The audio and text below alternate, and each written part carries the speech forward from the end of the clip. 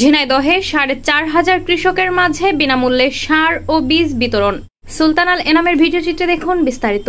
ঝিনাইদহে রোপা আমনের আবাদ ও উৎপাদন বৃদ্ধির লক্ষ্যে ৪,৫০০ কৃষকের মাঝে সার ও বীজ বিতরণ করা হয়েছে।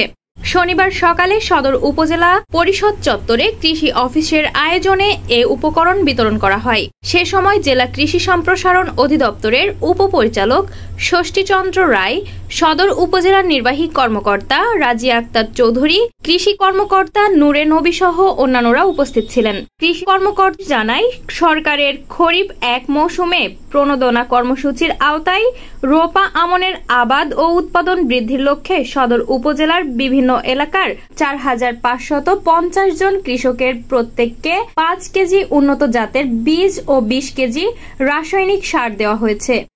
Shammi Akter, BJTV news, Jhenaidah.